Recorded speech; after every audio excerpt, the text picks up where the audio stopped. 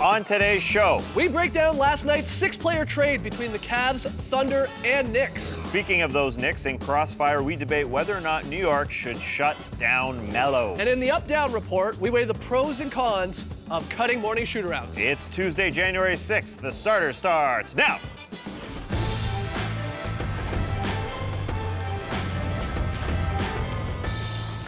Good day, Sweet World, and welcome to the starters. Whether you're joining us live online, listening to the podcast, or catching us on NBA TV, we're very, very happy to have you. I'm a very sick, J.E. Skeets right now, so apologies for that. But alongside me, a man who's healthy as an ox, it's Tas Melas. Thanks for joining us, folks. To my right, starters blog editor, Trey Kirby. Hey-o! Hey-o! And finally, it's the Aussie, it's Lee Ellis. Friends. Hey, Lee. All right, we do have a fun show for you tonight. We got Crossfire, we got the Up-Down report, but first, we have ourselves a trade. Yes, a 3-team deal. The Cavs, the Thunder, and the Knicks pulled off a 6-player trade on Monday night. Shakes down as so. Dion Waiters headed to the Thunder. J.R. Smith and Iman Shumpert going to the Cavs. And then Alex Kirk, Lou Amundson, and Lance Thomas going to the Knicks. Thunder also sent a protected future first-round pick to the Cavs. And Cleveland sends its 2019 second-round pick to the Knicks. So I want to try and address all 3 teams if possible, but we'll start with the Cleveland Cavaliers. Tas, a good trade for the Cavs, a bad trade, indifferent, what do you think? Well, I think the Cavs are declaring we're not good enough. I mean, we got to bring this guy in, and Iman Shumpert, who's going to help our defense, but he's not even our biggest need. Our biggest need is a big man who can play defense. So I think they're declaring we're not good enough this season. We're probably not going to win it all. There's still a move away, as I said, a big man in to help. But Iman Shumpert will sort of fit well with their defense because if there's anything to blame David Blatt on, and he is getting a lot of criticism right now, it's that he didn't start enough defensive players along with his big 3 who can score. They've shown out of the gate they can score anytime they want, but you need defensive players around him. And I think Iman Shumpert can now sort of work towards that goal of being a 3-and-D guy because he's sort of underwhelmed in his career thus far. Yeah. If he can be sort of a Shane Battier who played alongside LeBron James where LeBron doesn't have to guard the best player, or a Trevor Ariza in a best-case scenario, that's his goal, and I think he definitely will help. Those 3 guys can score. You need D beside them, and obviously that's where they've haven't played well, but Iman will help. Yeah, it does seem to make more sense as terms of a fit at the 2-guard spot. I mean, Shump's coming back hopefully from injury fairly soon for the Cavs because they've had a lot of guys tried out that position. Waiters, of course, Dellavedova, Joe Harris, Mike Miller, Sean Marion even is really starting for them. Yeah, Blatt was trying to find anyone to put at the 2 spot, so it does make a little more sense, especially defensively. Do you like this move for the Cavs in what Tas is saying? Yeah, I do, because you're right. They do need a rim protector, but obviously they're having a little bit more trouble finding one. But the defense starts on the perimeter, and that's where Shumpert really is going to help them out. You know, when he comes back and he's healthy, he's out there, he's got active hands, he hassles a lot of point guards, he gives Derrick Rose and those sort of guys a lot of trouble. And again, on offense, he's not a great shooter, but I think in this situation, when everyone gets back for the Cavs and they're healthy, I think he's going to have a lot of open looks, especially in the corner. So he's going to contribute at both ends, and that's really what the Cavs need right now. Okay, so we like the sort of Shump for Dion Waiters type of swap. Let's not forget, J.R. Smith is also coming to this team. If there were 3 sort of Dion Waiters. The original Dion Waiters, it's a possibility. Yeah, maybe is it just a weird version of Waiters? That's what a lot of people think. I mean, you said the perimeter defense was bad. They do need a big guy inside. I agree with you there, Tas. Their depth was also fairly shallow too. Maybe J.R. Smith helps in that regard? Yeah, I think he's going to be an upgrade over Dion Waiters himself, just because he's a better catch-and-shoot shooter than Dion is. And J.R. Smith has played well when he plays on good teams and when he's motivated, and you'd have to think now that he's basically been a giveaway and everybody's really, really, really down on him, maybe he'll be able to rekindle things a little bit. Yeah, you see his 6 Man of the Year numbers there on the right when he was just the 3rd, 4th best player on a team. You know, he was starting in New York. He didn't have a really clear role. And you say he's sort of version 2 of Dion Waiters. I think that's where David Blatt made a mistake. Dion Waiters was happy starting on the bench last year. I think it's a myth to say Dion Waiters didn't like coming off the bench. And J.R. Smith is better in that role. And I think Dion Waiters should have stayed there. There was all this, should Dion start? And they were just throwing all sorts of guys in there. They need a defensive guy at the 2 spot. Kyrie Irving can't stop defenses on the perimeter. And then they get in holes on the inside, and that's why they need a guy like Iman Shumpert will probably guard the team's best player on the perimeter or the point guard. I mean, Sean Marion can't do that anymore. I love Sean Marion, but he just can't do that for long stretches. And Lee, like you mentioned, they've had trouble finding that backup big. They also got a pick in this trade that's going to be for a first-rounder. Yeah. They have Memphis's first-round pick this summer as well from the Maurice Spates trade a couple years ago. They have now a couple extra assets they can throw at somebody to try and get another big guy. Yeah, I would say actually with all three of these teams, they may not all be done. Yeah. making moves, and of course, still time to do so. Let's turn our attention to the Thunder. Obviously, getting the young guy, the young talent. I mean, he's shown flashes at least in Dion Waiters. He's only 23 years old. Good or bad from OKC's perspective? Excuse me. I think OKC has all the parts to be a championship contender. If Scott Brooks wants to run out guys who can score off the bench, he can. But the big problem is, can he juggle all those parts? There's just a ton of guys there. But again, I mean, look at everybody on this roster. There are no holes on this roster at all. And I think, will Dion be okay being sort of that 6th, 7th man even, because you've got Reggie Jackson still in that backcourt? I think he'll be entirely fine with it. I mean, he said earlier this year that he wanted to be a 6th man. It's a myth, again, that he doesn't want to be a 6th man. And you said the catch and shoot numbers, Trey. You're right, they've dropped off like crazy this year. Oh, yeah. But he was good last year. True. He was 15% better in catch and shoot, and that's what he's going to be, playing with Russell and Durant. That's what's weird to me about Waiters. He's going to be asked, right, to be off the ball, you know, be in the corner or knock down threes off the ball, not a lot of dribbling, and to defend. That's what he was asked also with the Cavs there. You know, according to reports and what Blatt was saying, what he wanted from him. He didn't really give them that.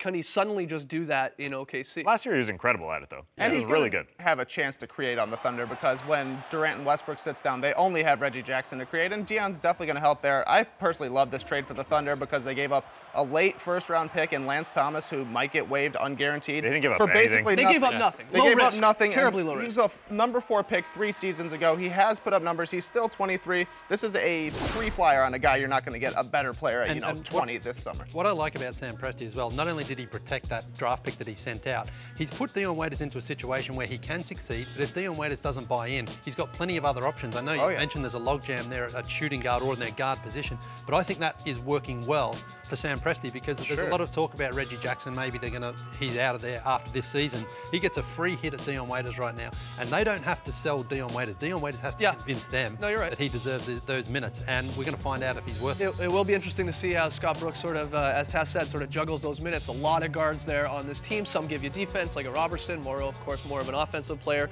Waiters, you'd think in there as well. I would imagine that they're not done, because the Thunder right now slightly over the luxury tax. That is something that they do not like to pay. Yeah. So there could be a move where a Perry Jones or a Jeremy Lamb or something like that could be on the move. Again, I think all these teams could be doing other things. You said it, Reggie Jackson's interesting. Do you think, you know, the addition of Waiters means Reggie Jackson, I'm sorry, you're no future really with this squad? Well, it's all up to him, really. I think the Thunder will offer him some sort of deal, but it's definitely insurance to have Dion Waiters back there. And unless Reggie Jackson changes his tune, I think he wants to leave as well. I think he definitely wants to be a starter in this league. He's shown that he wants to be a 1A guy, and if you read any of his quotes, I mean, I'm going to give you a few here from earlier this year, and this is within a 2-month span. September 3rd, he said, "I don't think about ever coming off the bench for any team. If that's the role I'm put in, that's what I'm put in. But since the day I thought about playing in the NBA, I've always been a starter." Month later, said basically the same thing. I want to be a starter. I've always wanted to be a starter. I've always wanted to be great. All the greats I've seen started, so that's kind of the mold. Month later, told the Oklahoman, "When I said command a team, I didn't mean be a temporary starter or anything like that, just trying to play my role while I'm here." Now, a lot of people read into that, and they're like, this guy wants out of here. Right, and it sure feels like that, and that's why Dion Waiters is definitely going to be a cheaper replacement next year, you know, still on his rookie deal.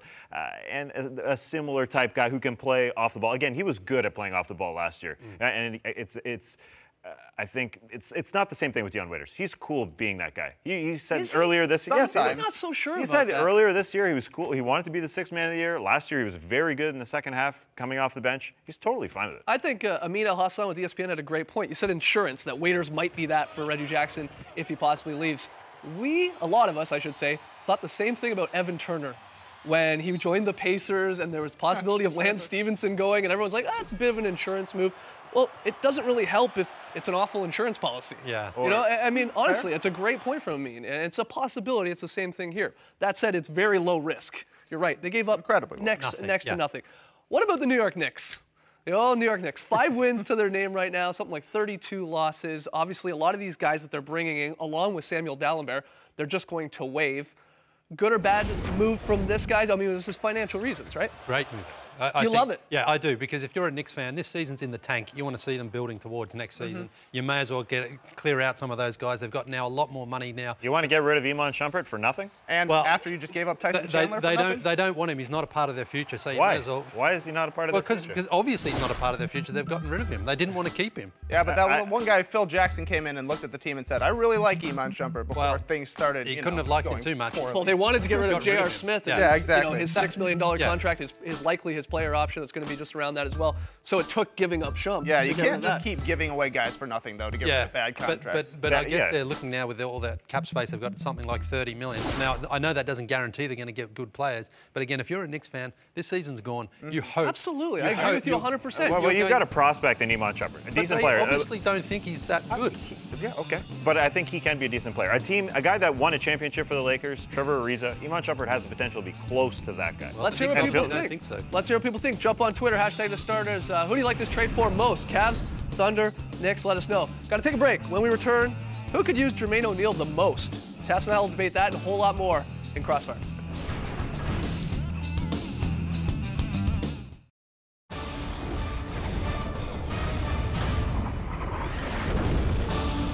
Crossfire! Woo! Welcome to Crossfire. This is how it works. Trey will give Skeets and I 3 topics. We'll debate each one. At the end of it all, Trey will declare a winner. Trey, what's our first topic? First question, since they just traded away 2 rotation pieces for basically nothing, is now the time for the Knicks to shut down Carmelo Anthony? Now is the time. I was saying on December 19th's show here on The Starters that yes, why not? There's nothing. I see nothing to be gained from having Carmelo Anthony play through an injury. I told you on that December 19th show, we were talking fantasy basketball at the time, I said, hey, you should look at trading this guy because he's going to start sitting down here with these knee issues and they might put him down for the season. I absolutely would. Why not? You're playing for the lottery at this point. Why wouldn't you? Knee issues that can't get any worse. We're a bad team this year, so let's sit down our best player. I mean, that's what a free agent would look at this team and think if they shut down Melo. And free agents are the priority. If you're not playing your best player, who cannot get any more hurt, it doesn't make any sense to me. I don't see the desire there. They don't need to get a better pick. They are the absolutely worst team in the league. They don't need a better pick. They need the highest pick they could possibly get. Yes, I understand that, but Melo on this team right now, they have the worst record. They can't get a better pick than that, even when Carmelo Anthony is playing. And they're not playing to have a guy develop for 3 or 4 years. Melo is going to go into the 2nd year of his contract next year. He's going to be 35 by the end of his contract. They're not looking down the road. They're looking for free agents now. If I'm a free agent, I don't want to go to a team where the best player doesn't play. He played through knee injury a few years ago, and the stiffness and the soreness, and then he finally said he relented and said, okay, drain it. Doctors say that can't get worse. Well, I'm not a Second doctor, question. okay? After he Instagrammed a photo of himself getting a mysterious German knee treatment, it sure seems like Jermaine O'Neal is on his way back to the league. Who could use him the most? If you're not paying attention, the Atlanta Hawks are for real. They're beating everybody and their mom out west on the road. But they're not as good as the best team in the Eastern Conference, even though they're the #1 seed. They're not as good as the Chicago Bulls. The Chicago Bulls will beat them up inside. The Atlanta Hawks are undersized as it is. Paul Millsap, 6'8", Al Horford, 6'10", are playing the 4-5 spot. They're going to be playing against 2 centers, you can call them, Joakim Noah and the other guy, Pau Gasol. So when it comes to a playoff series, I think Jermaine O'Neal might actually start some games for the Atlanta Hawks. Unlike other situations, he will help out big time on the defensive end, and Millsap can even move to the 3 because the Bulls will play Mirotic or Dunleavy. He can guard those guys. He was great in his limited minutes there with the Warriors last year when he was healthy, but I go Dallas Mavericks. We all know after trading Brandon Wright, they're good, solid backup big for the Rondo deal, that they're even thinner in the backup front court position. Excuse me, the front court position. This cold's got me crazy right now. So why not go get a guy who not only lives in the Dallas suburbs, obviously has a history with Rick Carlisle from his Pacers days when he was an All-Star. I think it makes the most sense that Jermaine will go to that squad. But I like the Hawks as well. All right, topic number 3. Final question. We've already broke it down from all the angles, but who's the biggest winner from Monday's 3-team trade? Ooh, I'm going to say Knicks fans. Knicks fans are the biggest winner because there's finally a plan in place. Is there? Yes, there is. It's to tank. It is to straight They're up already the be worst team in the horrible. league. Well, they're going to be even The worse. worst Cass. record, worse than the Sixers. Especially when Carmelo Anthony sits down for the rest of the season. I think it is. I mean, of course, they traded away some talent, but they didn't bring back any bad contracts. There's a plan in place, and James Dolan hasn't said a peep.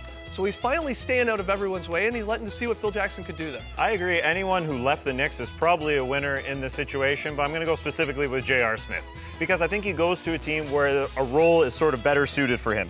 He needs to be on a really good team. He needs to have a 1A player like LeBron, like Melo was when they won 54 games in New York in 12-13, and he was 6th man of the year. He needs to come off the bench. It's time for J.R. Smith to say, I want to be Jamal Crawford in this league.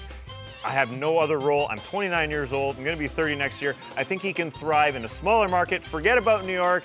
Just play in the small market, play some basketball. I think he can become that guy. All right, so we know who won the trade. Who won this Crossfire edition there, Trey? Skeets is the winner today for battling through that cold. Very reminiscent of Michael Jordan. Yeah, it was my flu game. It was my flu game. You killed it, bro. Crossfire. All right, got to take a break. When we return, we're going to get into the up-down report and give thumbs up or thumbs down on the idea of just getting rid of morning shooter-outs. Back in 2 with the starters.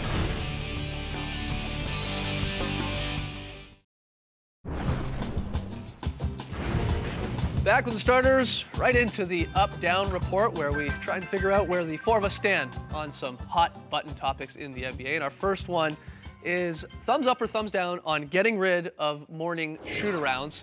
It's a split decision here. Lee and I thumbs up, Trey and Taz thumbs down. Now the reason we bring this one up to you is Nuggets coach Brian Shaw says he's experimenting with abolishing that traditional morning shoot-around. So they wouldn't have to come in the morning. In fact, they'd just come to the arena a little hour earlier, sort of closer to game time. 3 o'clock, let's say, for a 7 p.m. game. I'm very much down on this. Why? If I'm running a team, I want guys to be thinking about basketball all the time. And this sort of opens up the door just a crack, gives them an excuse to sleep in, not come work out, not come to the gym. Why wouldn't you want them at the gym as much as possible? Because this is why. In the morning, and Brian Shaw said this, it goes in one ear, and right out the other. Yeah. So that by the time you get to the game, all that stuff you talked about and planning for that team, they've forgotten. They've already went back to sleep for crying out loud. Now you're eliminating the pregame nap, which is one of the greatest things in the NBA. It's a tradition that has lived for now 40 years, people taking naps. If you're not scheduling a nap during your day, you're doing it wrong. I think early in the season it's okay while guys get their legs and you run through a few plays. But as the season goes on, players always talk about how long it is. You need to keep them fresh. You need to get their mind off basketball so that when the game is on, they can then focus. You don't want guys coming in going, oh man, I can't go through another training session. You want them to be like, great. You'd rather than be at the heart of a practice. You'd rather than be at Waffle House or hanging out somewhere else. No, I don't want I want them Waffle House. sleeping, playing video games, resting. I want them fresh, that's right, and not having to think about it constantly like that, because sometimes the distraction is better at getting them focused. Hey, you think about basketball all the time, and you're great at your job. Except you think Iman Shumpert sort of true. is worthless. As is the case with all of these. Chime in on Twitter, hashtag the starters, up or down on all these. Next one, guys. Kevin Durant's new Longhorn State shoes. Now, these shoes are supposed to celebrate Durant's collegiate career. I'm the only one down on these. That long and storied collegiate career. Yeah, that's right. Yeah, that's right. 1 year. Now, it's an animal print. A lot of people at first sort of thought it was like a leopard or something, but it's actually sort of all covered in pony hair, mirroring the steer's spotted hide. Yeah, obviously. I'll say it. I hate these. These look like someone stepped in some dog poop outside. I personally love these. I mean, you're talking the pony hair, the gum sole, and of course I would wear a pair of shoes that look like leopard shoes. Yeah, they make sense for you. I'm a little surprised with you guys being up on these. I used to be a big shoe guy as a kid, and I'm coming back around again, and I love them. I love the variety. I love the different stuff. I would definitely wear a pair of those in a game. They've changed up the Durants so that the stitching, I mean, this is sort of a geek thing. Boy, here we but go. The stitching isn't close to the end of the shoe. That makes your foot look smaller. And I'm not insecure about my shoe size. but I just don't like the way that looks. I've got my Tai Chis. The stitching ends too close to the toe. It makes, just because the shoelace ends there. You want your foot to look humongous. No, I just want it to look normal. But you're thumbs up. Yeah, I'm thumbs up because it's come back. It's peeled back. The normal Durants, the torpedoes, the stitching or the shoelace ends right at the toe. Wow. It looks like you're wearing a Very size 4. complicated. This is a man that used to sell shoes. I didn't know. There's another angle that shows them off. All right, final one here in the up-down report. I love this one. Atlanta Hawks Tinder Night. Yes, you heard me. The Hawks are hosting a Tinder Night. Love will be in the air at Phillips Arena. I'm thumbs down, Lee thumbs down, Trey and Tasco thumbs up. It really is a Tinder-themed swipe right night versus the Grizzlies on Wednesday. The Hawks apparently are going to have designated in-arena locations for people who both swipe right. Do you guys have no hearts? I not love. Lee, why are you thumbs down? Well, personally, I don't need it for one. I don't even know what. I'm a I happily got married- chicks all over me, I'm a man. happily married gentleman, but mainly when I'm at a basketball game, You might be happily married. You're not a gentleman. I don't want people getting it on while I'm at a game. We're there to watch the game. We're there to Not cheer on the getting it Hawks. on. Hey, wait, it looks like it. They've got designated booths. What are you doing? They got there? boobs. First of all, it's better than a lame marriage proposal. Second of all, inside sources say that players might actually be involved. Wow. Hang on. Players What might do you actually mean? be What do you involved. Oh, come on. No, making videos. Ah, okay. Listen, the You Hawks see- run some great campaigns. The I Kiss know. Cam, the Dance Cam. Just have a little faith. The Hawks don't need this right now. They're playing such You're good right, basketball. you're right. They've It's actually beautiful sold out there. basketball. You're Make right. love to the basketball. I'm thumbs down on that one too, because the Wi-Fi and the cell phone reception in the Fortress Phillips Arena, not Yeah. great. I don't know if it's going to work. All right, let's Technology. unleash the unicorn. Let's get to the starters fantasy minute. Oh, My phone works great at the Fortress. love the up-down report. Well, you got the new iPhone 6. You got a little powerful phone. No, I got a Samsung. Oh, did you? Yeah, we Okay. talked about it a lot. There was a trade that happened, and 2 New York Knicks shooting guards got traded away. So Tim Hardaway probably going to step into the starting role, and he loves starting because that means you get to take a ton of shots. So if you're looking for threes, if you're looking for points, he's going to give them to you because somebody has to score on the Knicks. And he's not a guy, Tim Hardaway Jr., to pass down shots. No. If Melo gets sat down, this is going to look even better. I tried to trade Lance Fresh for him today. He said no because he knew about that whole Melo thing. Yeah, you're not like, he's not going to fill the box score. I mean, Right. he's really just he's a scorer and a whole bunch of threes. Yeah, but I mean, it's 4 threes in a night. That's Oh, yeah. nice for an evening. No, absolutely. It's a great suggestion there. So go get Tim Hardaway Jr. if he's available in your Yahoo Fantasy League. We got to take one more break, but when we return, we finally have a winner in the Pick 'em Payoff contest, and we'll get to Lee's very solid play of the night. Don't go anywhere.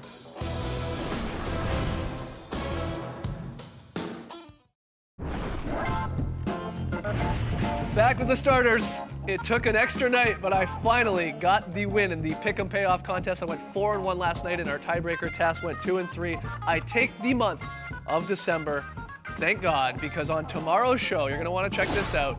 Tass will have to try and eat 1 pound, I'm I'm told, going to crush this thing tomorrow. One So I need pound. my rest today. of fruitcake. But taking a bite? I'm going to take a nap on you. You look firm. Which way do I know? Yeah, there you go. Don't eat lunch tomorrow. Oh, fruitcake. Yeah, pillow. Tass, don't eat a lot I'm going to tonight. crush you tomorrow. But hey, before we get to that, and when we get to it on tomorrow's show, I can't wait for that. We are starting up January's Pick 'em Payoff contest. Tass and I agree on both games. We both like the Suns in Milwaukee, and we both like the Spurs at home to the Pistons, despite the Pistons being red hot.